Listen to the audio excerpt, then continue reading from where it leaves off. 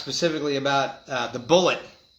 This was one of the main conspiracies, and I actually posted a couple of videos online, and the people were concerned, and I specifically also was concerned, if this was a shot from a .30-06 and it went into the neck of Charlie Kirk at 150 yards and the bullet did not come out of his body, how is that possible, and is it possible?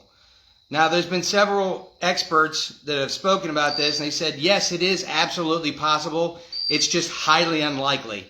Now, the medical examiner that actually was trying to help to save Charlie Kirk's life said that the bullet went into the front of his neck, it followed down his spine, and then it exploded inside of his chest, and then it traveled somehow. What was left of the bullet fragment, the main fragment, went up into his neck. So that is what he found. There was never any actual autopsy. So I don't know if the police or that no one just went and said that an autopsy needed to be done. I highly doubt it's ever going to be done. But it is an interesting question as to how a .30-06 bullet could possibly go into the flesh of a person and never have an exit wound and do exactly what that bullet did. It just seems like it's nearly impossible to me. I've been shooting since I was very, very young, and I have personally never experienced something like that with such a high-powered rifle at such a short distance.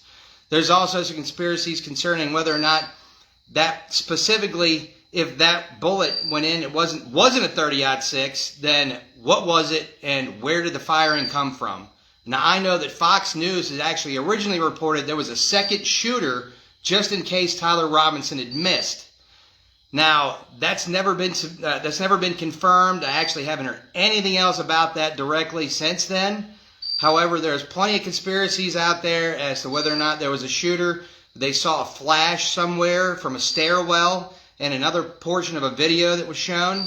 But I don't have any evidence of that. Nobody has any direct evidence that any of those things did happen, as to being there was a different gun and there was a different shooter.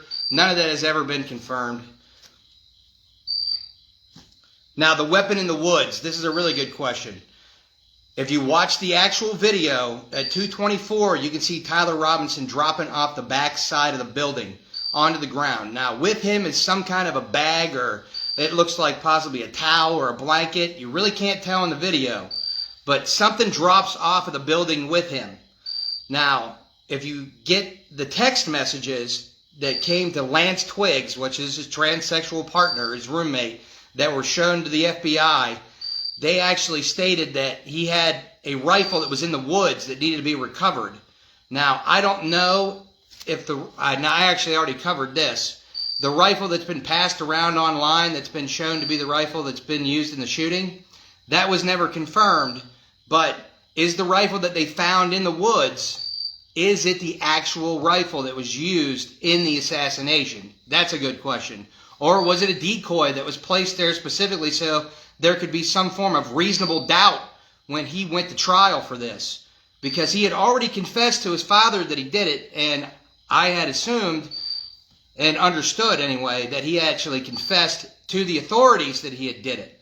And it was so that he could make some kind of a statement politically in regards to his aggression towards Charlie Kirk, or as to why it is that he actually did it. But he stopped cooperating with the authorities, so I don't know anything else beyond that, and I've not seen anything else out there regarding that. Now, since the bullet was destroyed, it's highly unlikely that they're ever going to get a ballistic match. I don't even know what they got, how much of the bullet they got out of Charlie Kirk, or if they got any of the... I'm assuming they got some of the bullet out. But without an autopsy and without anything else that's related to his treatment and anything else following that, there's no way to really know. I've not seen any statements released. If someone sees it, go ahead and post it on here in the comments. I would sincerely appreciate it. But I looked for it, and I've gone to several media outlets. I've listened to tons and tons of news on this over the past several days, and I've not been able to find anything regarding that. So, Lance Twiggs, also, this was an interesting conspiracy. They're saying that he has disappeared, and I don't know if he actually just went dark online so that no one was able to find him there, or if he actually just disappeared. If I were him, which, well, obviously, I would not be him, but I would definitely be hiding.